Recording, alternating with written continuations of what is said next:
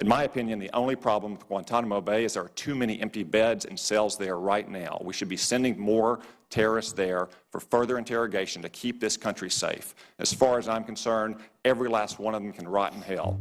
That's Tom Cotton, senator from Arkansas, staunch Trump supporter, and the future of the GOP, who has somehow managed to appeal to both Trump's base and the establishment. I'm PJ Evans, the writer of this show, and here's our story on the Boston Dynamics escaped robot turned Senator of the United States.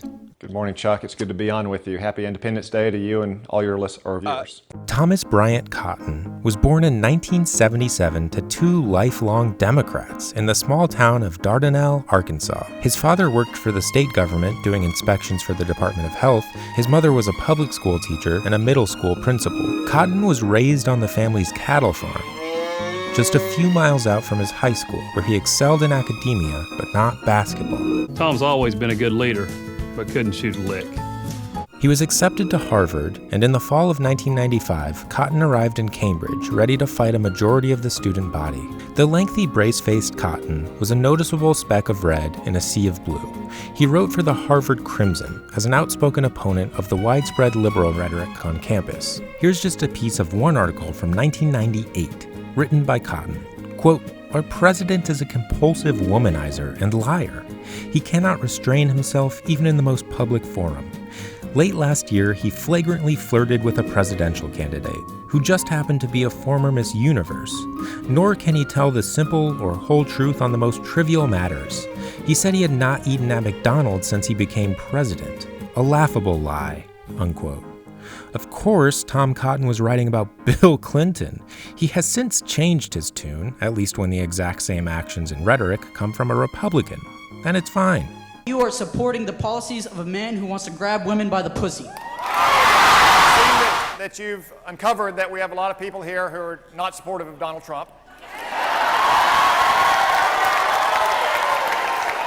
In another article for the Harvard Crimson, Cotton argues against affirmative action. He urges universities to look at the diversity of the mind and the soul instead of the color of their skin.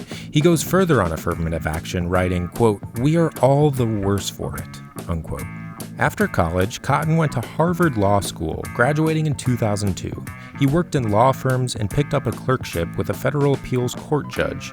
After his stint with the judge, Cotton worked for a law firm in an effort to pay off his student loans.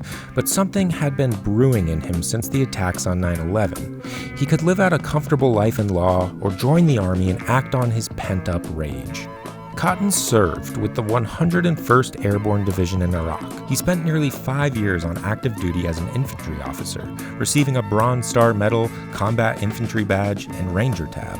Cotton left the Army in 2009 and went to work for the management consulting firm McKinsey. Yeah, that McKinsey. At this point in time, Cotton had gone to Harvard, served in the Army, and worked for one of the most prestigious consulting firms in the country. It's clear what his next step would be. In 2013, Cotton ran for House. His campaign was backed by deep-pocketed donors like the Koch brothers, the Club for Growth, and Americans for Prosperity. Tom Cotton left his law practice and volunteered for infantry in Iraq. Now he's volunteering to serve in Congress to overturn Obama's healthcare takeover. Cotton, conservative for Congress. He won. In the House, Cotton was an outspoken voice against the Obama administration, and he advocated for cutting food stamps from the Farm Bill, calling food stamp recipients addicts who are abusing taxpayer dollars. At the time, 1 in 6 Arkansans relied on food stamps to survive. Cotton only spent a few months in the House before announcing his run for Senate in August of 2013. With the help of $700,000 from the Emergency Committee from Israel, Cotton defeated incumbent Mark Pryor, a well-known name and heir to an Arkansas political dynasty. In the Senate, Cotton's war on the Obama administration took a cruel and inhumane turn when President Obama nominated longtime friend and former White House lawyer Cassandra Butts to be the United States ambassador to the Bahamas. Cotton put a hold on her nomination and didn't allow the Senate to take it up. Cotton told Cassandra that he was blocking her nomination because he knew she was Obama's friend and knew it would inflict a special pain on Obama. She spent 835 days waiting and then suddenly died of leukemia. Nice one, Tom. Cotton's stint in the Senate can best be described as seeking out the most conservative position and standing on the right of that. In 2016, he said the United States has an under-incarceration problem. Never mind the fact that the United States literally has the highest incarceration rate in the world. In 2017, 2.27 million people were incarcerated in jails and prisons across the country, a 500% increase over the last 40 years. CNN notes, quote, Cotton called efforts to restore voting rights to felons and making it easier for ex-felons to seek employment dangerous.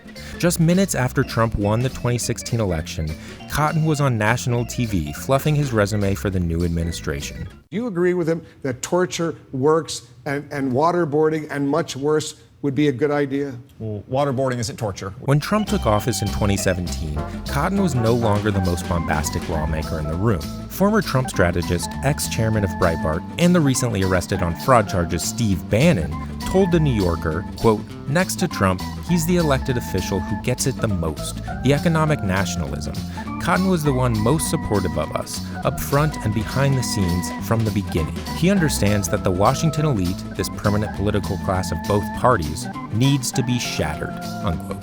Cotton has voted in line with Trump over 87% of the time during his career in the Senate, according to 538. And following the murder of George Floyd, Cotton disputed the existence of systemic racism. Quote, no, I do not think you can paint with a broad brush and say there's systemic racism in the criminal justice system in America, Cotton said. In the protests that followed Floyd's death, Cotton wrote an incendiary op-ed in the New York Times urging the military to be brought in to deal with protests against police brutality. Send in the troops, the headline read. Quote, the nation must restore order, the column continued, by apparently turning the troops against your own people.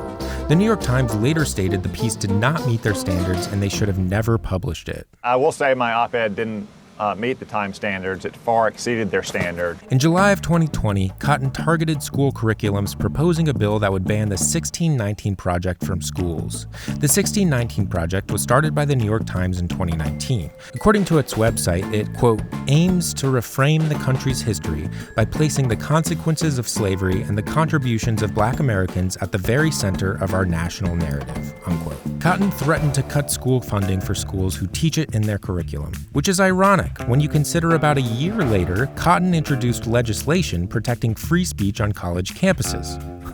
Go figure. Cotton, no stranger to openly supporting the prison industrial complex and ignoring the existence of systemic racism, said, quote, we have to study the history of slavery and its role and impact on the development of our country, because otherwise we can't understand our country. As the Founding Fathers said, it was the necessary evil upon which the Union was built. But the Union was built in a way, as Lincoln said, to put slavery on the course to its ultimate extinction, unquote.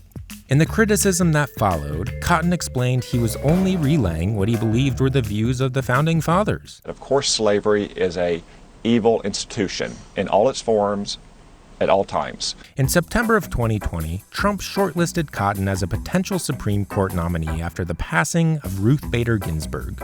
In an effort to sit as a judge, Cotton quickly fired off a tweet, quote, it's time for Roe v. Wade to go, unquote. But it didn't work. Trump ultimately went with right-wing anti-reproductive rights Catholic crusader Amy Coney Barrett. It's worth noting, Cotton, along with every other spineless Republican senator, blocked Obama's nomination of Merrick Garland to the Supreme Court in 2016, a full 9 months out from the election. But as we've recently found out, Cotton's hypocrisy apparently has no bounds, because with a Republican in office just weeks out from the election, he's flip-flopped on this position and feels fine to fast-track a Supreme Court nomination. You really don't think there is any hypocrisy at all in saying we need to give voters, because, I mean, you can parse the 2014 election, the 2018 election any way you want, but you stated a pretty firm principle in 2016 about Merrick Garland. It's wrong to deny voters a chance to weigh in. You don't see any hypocrisy between that position then and this position now? Chris, the Senate majority is performing our constitutional duty and fulfilling the mandate that the voters gave us in 2016 and especially in 2018. Despite carrying himself like a slow-paced Boston Dynamics robot with a kindly Southern drawl, Cotton holds power.